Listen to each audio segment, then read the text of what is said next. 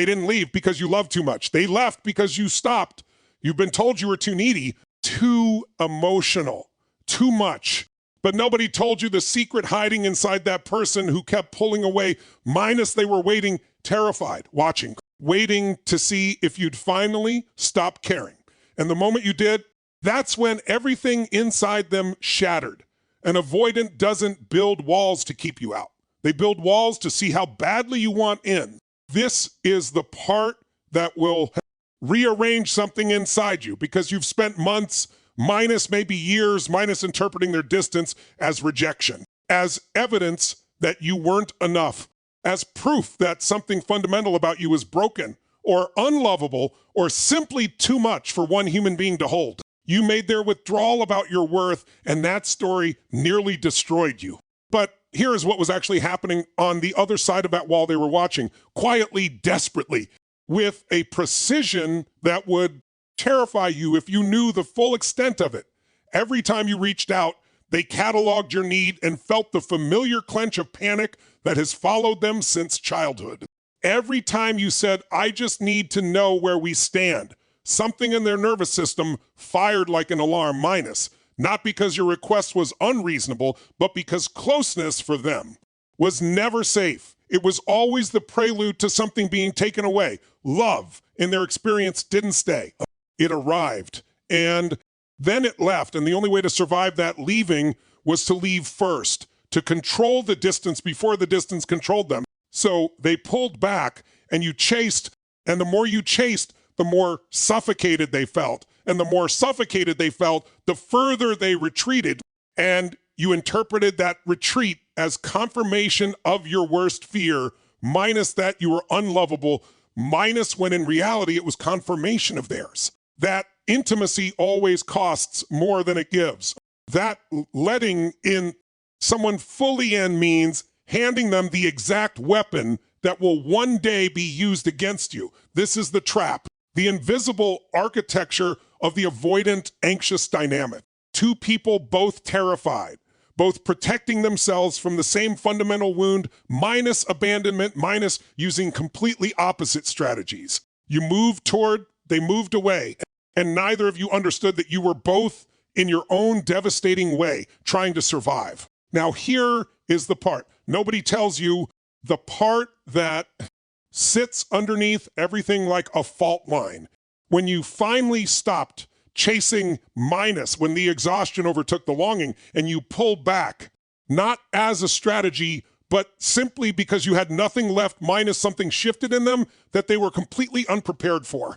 The dynamic they had unconsciously engineered, the one where they controlled the distance and therefore controlled the pain, suddenly stopped working because you were no longer playing your part. And an avoidant without a pursuer is like a person who has spent their entire life bracing for an impact that never comes, disorienting, hollow, strangely more terrifying than the thing they were bracing against. Your indifference minus your silence, your reclaimed energy, your decision to stop knocking on a door that was never fully open, minus landed in them, not as relief, but as loss. Real, raw, undeniable loss. The kind they had spent their entire emotional architecture trying to prevent. And here is the unbearable irony of it. The person they pushed away most consistently was the person whose absence they could least afford to bear. Because here is what an avoidant will never say out loud, and may not even be conscious enough to say to themselves, minus your pursuit, as painful as it was for both of you, was also their evidence. Evidence that someone thought they were worth the effort. Evidence that love, in at least this one case, was persistent, was real, was not going to vanish the moment things became complicated. You're chasing, which you were told to stop, which every piece of advice and every well-meaning friend urged you to abandon minus, was also the thing standing between them and the deep. Formless terror that they are fundamentally unworthy of being chosen. When you stop choosing them, that terror found no resistance. It filled every room. Think about the architecture of their childhood for a moment. Not to excuse what they put you through, not to reframe cruelty as complexity, but to understand the depth of what you were actually dealing with. The avoidant learned early minus through emotional unavailability, through inconsistency, through love that arrived with conditions or disappeared without warning, minus that needing people was dangerous. That the safest attachment was no attachment. That if you didn't let yourself fully want something, you couldn't be fully destroyed by losing it. This wasn't a conscious decision. It was a nervous system adapting to survive. A child making the only logical choice available when the people who were supposed to be safe became unpredictable, and then you appeared warm, present, persistent in a way that confused and overwhelmed them, offering the very thing their nervous system had spent decades learning to reject.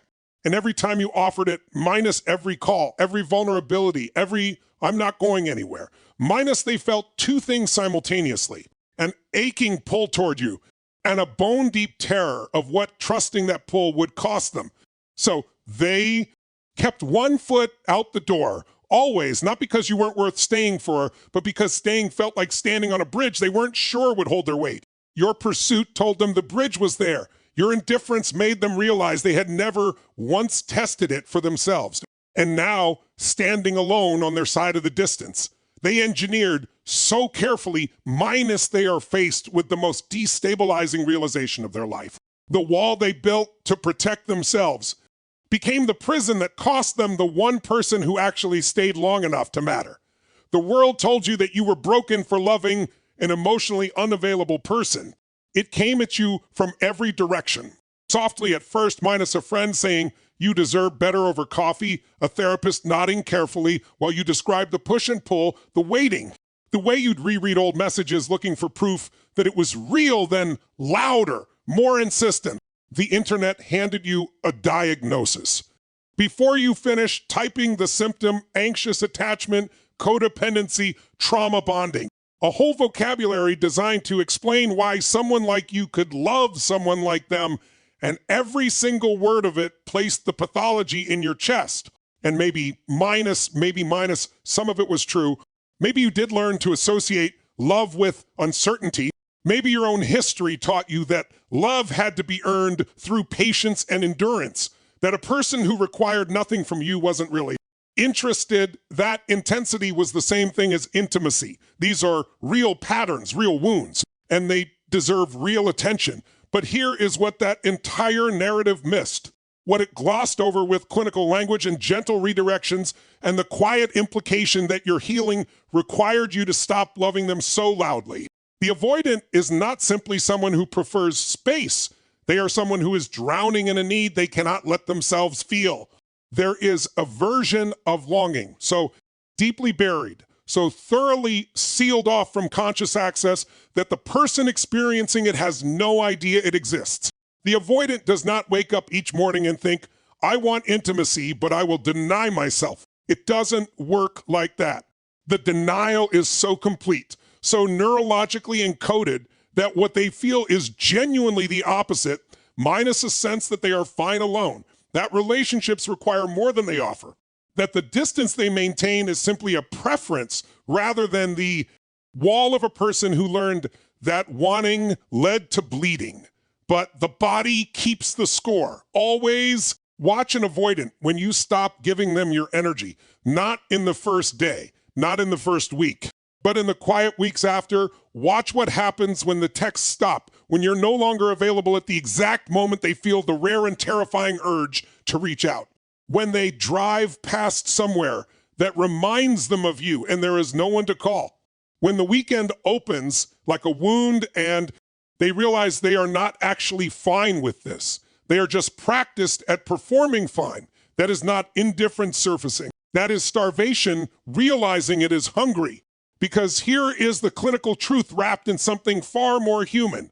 Minus avoidant attachment does not eliminate the need for connection. It suppresses it expertly, relentlessly, at great personal cost. The avoidant has not evolved beyond the need for love. They have simply developed an immune system so aggressive that it attacks the very thing they need to survive. And your love minus your steady, persistent, inconvenient love minus was the antibody their system couldn't quite categorize. Too warm to be dismissed, too consistent to be ignored, too real to be filed under the same category as every other relationship that confirmed their original belief that people leave. You didn't leave. You stayed. You stayed past the point where most people would have accepted the distance and moved on. You stayed past the coldness and the explanations and the slow withdrawal of access to their interior world.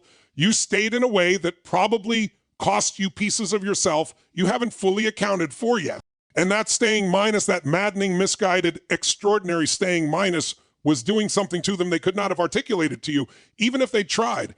It was creating a category problem. You weren't fitting the story. The story said people are unsafe. The story said closeness precedes loss. The story said the only way to keep something is to never fully want it. And you kept refusing to confirm that story, kept showing up in a way that required them to either revise the narrative or increase the distance. They increased the distance, not because you were wrong to love them that way, because the alternative minus, letting you in completely minus, meant dismantling a belief system that had kept them functional for decades. And no matter how beautiful the thing on the other side of that wall was, the act of taking it down felt indistinguishable from destruction. This is why your pain was misdiagnosed. They didn't tell you that your love was actually threatening to heal someone who didn't yet know they were sick. They didn't tell you that the very qualities that made people call you too much, minus your emotional availability, your refusal to play it cool, your capacity to love openly and without an exit strategy minus, were exactly the qualities capable of reaching someone that nobody else had reached. They just told you to want less, need less, feel less, perform a version of yourself that required less maintenance and generated less friction and made the whole thing easier for everyone except you.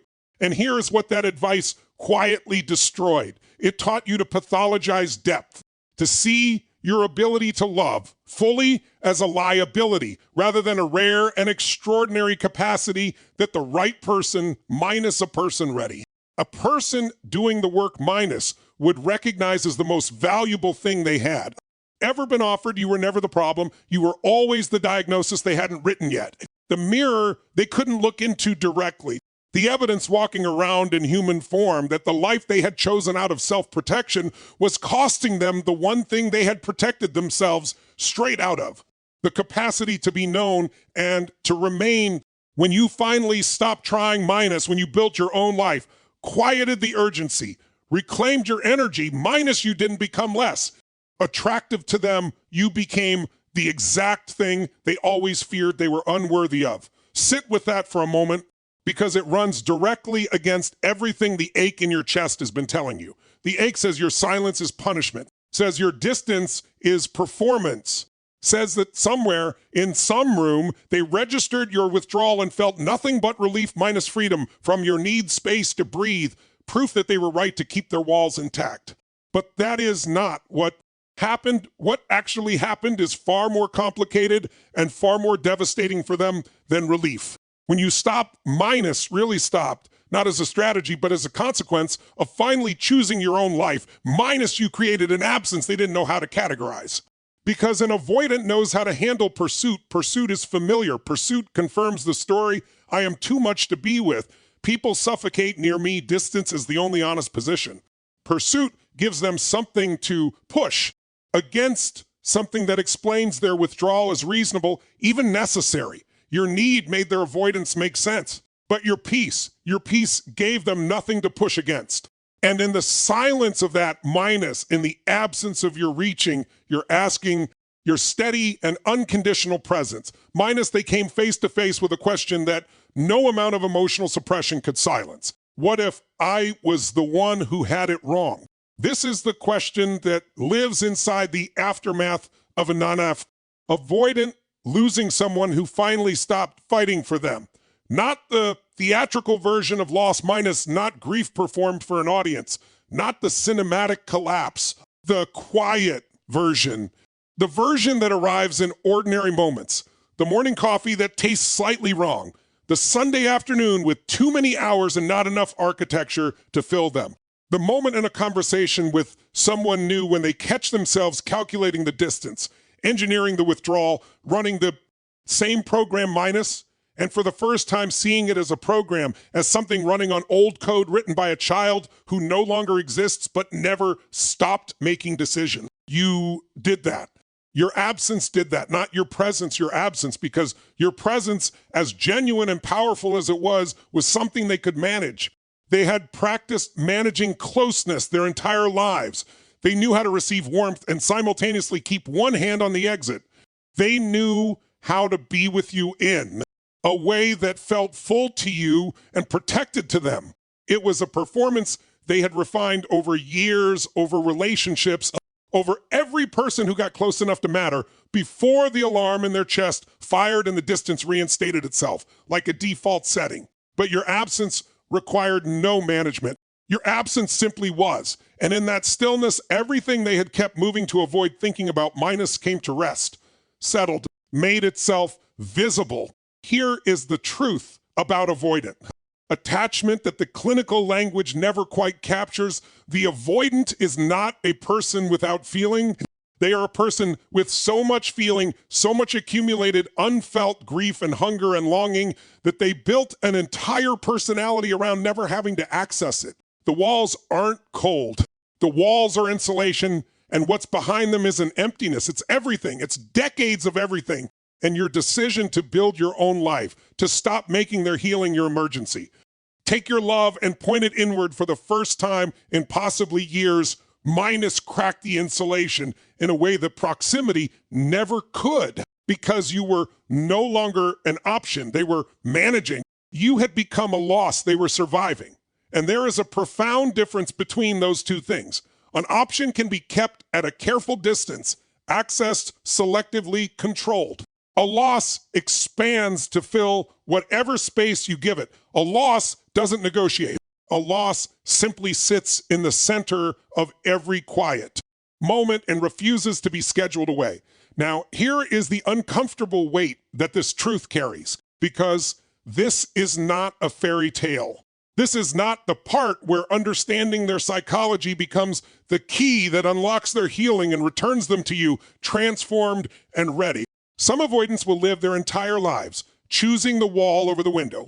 Some will let you become a story they tell themselves in their most honest moments, minus the one who actually stayed, the one they couldn't receive, the one who eventually, understandably, left.